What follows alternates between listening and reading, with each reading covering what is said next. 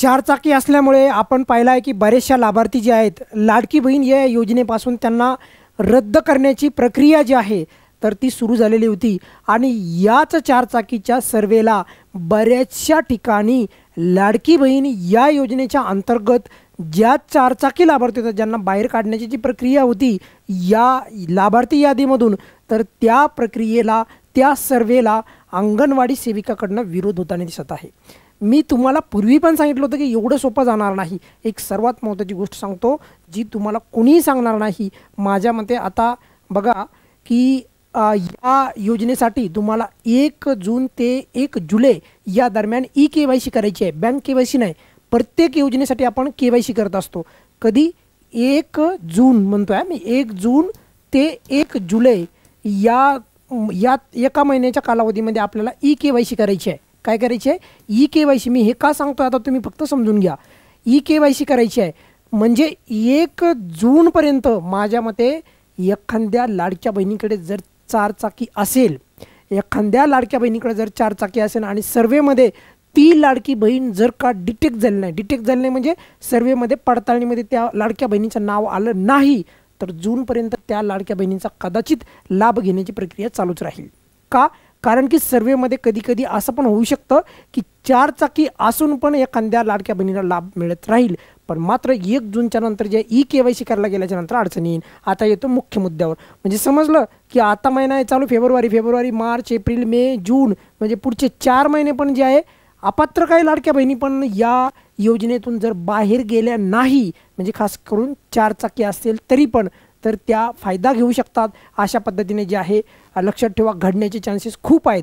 आता मुद्दा काय आहे की बघा सर्वेला कुठे विरोध होत आहे का त्याबद्दल पण बोलणार आहे, कारण की फॉर्मची पडताळणी म्हणजे थोडक्यात काय की ही व्यक्ती किंवा ही लाडकी बहीण या योजनेची लाभार्थी आहे की नाही हे कसं समजणार?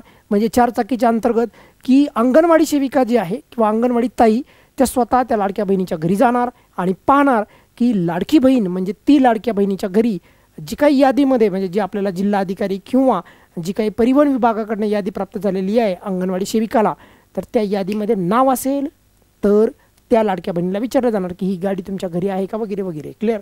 आणि असा सर्वे चालू झाला आहे, पण सरकार काय बोलत आहे की तुम्हाला म्हणजे जवळपास पुढच्या 5-6 दिवसामध्ये पैसे यायला सुरुवात होईल 8व्या हप्त्याचे।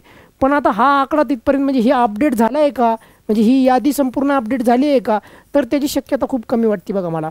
म्हणजे संपूर्ण यादी अपडेट झालेली नसावी हे मी सांगतो आहे, कारण की 5.5 लाख लाभार्थी जे काही योजनेतनं बाहेर गेलेले होते म्हणजे 5 लाखाच्या दरम्यान तर ते यादी ते कुठले होते तर त्याच्यामध्ये चारचाकीचा सर्वेचा संबंध नव्हता। मी तुम्हाला त्याबद्दल माहिती दिलेली आहे।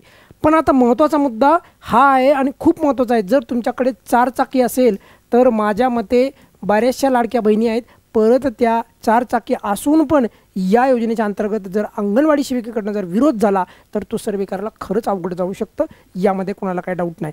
कुणाला पैसे मिळणार 8व्या हप्त्याचे तर पैसे त्यांना मिळणार जे 5 लाख लाभार्थी अपात्र झाले आहेत त्यांना मिळणार नाही, बाकीचे जे आहेत त्यांना मिळणार। मग आता याच्यामध्ये कधी कधी असं पण होऊ शकतं एखादी लाडकी बहीण आहे तिच्याकडे चारचाकी आहे पैसे मिळू शकतात का, कारण की सर्वेमध्ये सर्वेच झाला नाही तर कसं काय कळणार की चारचाकी तुमच्याबद्दल? समजलं का? त्यानंतर कुणाला मिळणार तर जे लाभार्थी आहेत त्यांना ऑब्व्हियसली मिळणार आहे।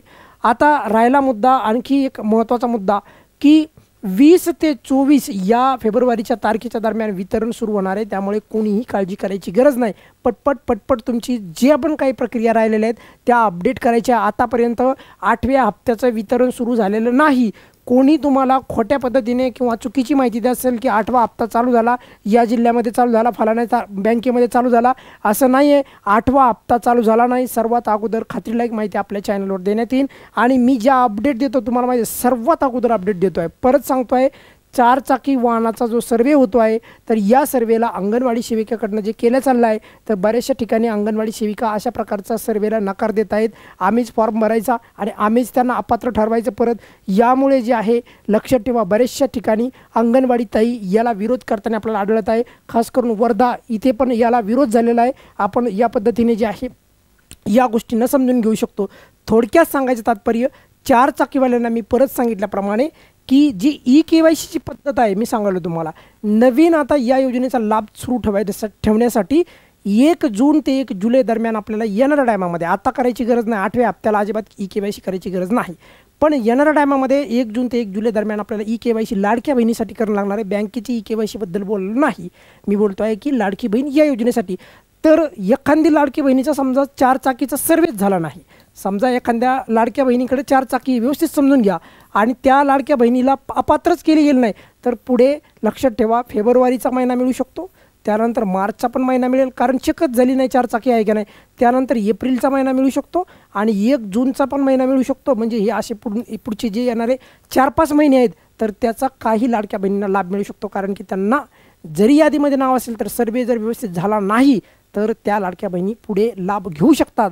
अशा पद्धतीने जे आहे एक महत्त्वाची जी काही बाब आहे ही तुमच्या लक्षात आणून द्यायची होती, कारण की या सर्वेला कुठे कुठे विरोध होताना दिसतो आहे आणि कशा पद्धतीने किती इफेक्टिवली सर्वे केला जातो यावर पण हे 4 चाकीचं संपूर्ण गणित जे आहे आधारित राहणार आहे. खास करून जर ट्रॅक्टर असेल तर काय काळजी करायची गरज नाही, पण मग गाडी जुनी असो किंवा नवीन असो, 4 चाकी कोणतीही असो, तिथे मात्र 4 चाकी असो किंवा 4 चाकीपेक्षा मोठी गाडी म्हणजे 6 असू द्या, 8 असू द्या, काही असू द्या, पण दुचाकी जी आहे त्याला कोणत्याही प्रकारची अडचण नाही.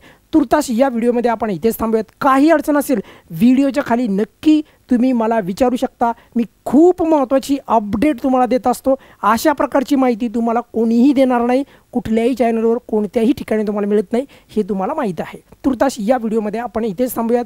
काही अडचण असेल तर नेहमीप्रमाणे खाली कमेंट्समध्ये विचारा, नक्की उत्तर देईल. धन्यवाद.